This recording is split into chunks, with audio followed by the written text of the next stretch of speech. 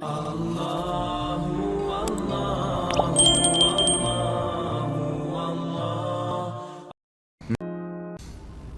doa yang dapat ditujukan kepada seseorang untuk dia membayar hutangnya pada kita? Setahu saya tidak tahu ya, ada riwayat khusus masalah ini.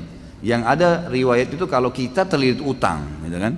Karena Ibnu Abbas mengatakan kalau engkau membaca dalam riwayat sahih, kalau engkau membaca Allahumma kfini bihalalika an haramik waqdin bi fadlika amman siwak. Allahumma kfini bihalalika an haramik, ya Allah cukupkanlah aku menikmati yang halalmu dan jauhkan aku dari yang haram. Waqdini bifadlika amman siwak, dan lepaskan saya dari ketergantungan kepada selainmu, maka akan dibayarkan utangmu oleh Allah walaupun memenuhi langit, kata Ibnu Abbas radhiyallahu anhu. Ini harus diamalkan, dan ingat kalau berdoa ikutkan dengan hadis Nabi yang lain riwayat Bukhari, ud'ullaha mukinuna bil ijabah. Berdoa sama Allah diikuti dengan keyakinan penuh Allah akan ijabah. Fa innallaha la yaqbalu ad-du'a min qalbil ghafil. Allah tidak akan pernah terima doa dari hati yang lalai. Doa ya Allah diterima enggak ya? Ragu. Atau sambil berdoa sambil ingat makanan, ingat pasangan, ingat ini, enggak bisa. Harus dengan yakin, gitu kan. Jadi kalau doa untuk buat orang lain bayar, Allah alam yang saya tahu berdoa kepada Allah bisa, itu bukan mustahil. Pernah terjadi dalam sebuah riwayat yang sahih, Umar bin Khattab pada saat mengirim pasukan di perang Qadisiyah, menembus ya benteng-benteng Persia. Nah pada saat itu pasukan muslimin yang masuk dari 12.000 orang pasukan ini, itu kan kalau pasukan jihad masuk dan menang, berarti lokasi yang ditembus itu menjadi harta rampasan perang.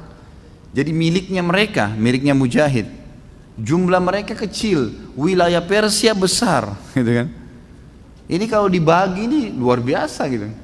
Maka waktu itu mereka sudah mau bagi, tapi sebelumnya minta saran Umar bin Khattab. Umar berpikir untuk apa, mujahid ini nggak butuh sebanyak ini. Maka Umar bin Khattab juga berpikir mereka mu'allaf, baru masuk Islam, baru mengenal Islam, lebih baik ganima ini harta rampasan perang dibagi aja, tetap pemiliknya tapi dikasih setengah kepada para mujahid. Waktu itu Bilal radhiyallahu anhu sahabat Nabi yang lain menolak. Waktu Umar bin Khattab kasih keputusan, kata Bilal, ya Amir Mukminin, jelas hukum agama kita, gitu kan? Ini dibagi untuk mujahidin. Maka Umar bin Khattab mengatakan, wahai Bilal, pikirkanlah, kalau kau mendapatkan sekian bagian dari Persia, kau mau apain tuh harta? Banyak sekali, gitu kan? Dan mereka itu orang-orang yang baru masuk Islam. Lebih baik kamu berbagi dengan dia sambil kamu ajarkan Islam. Ini pendapat Umar. Tapi Bilal tetap ngotot, nggak mau.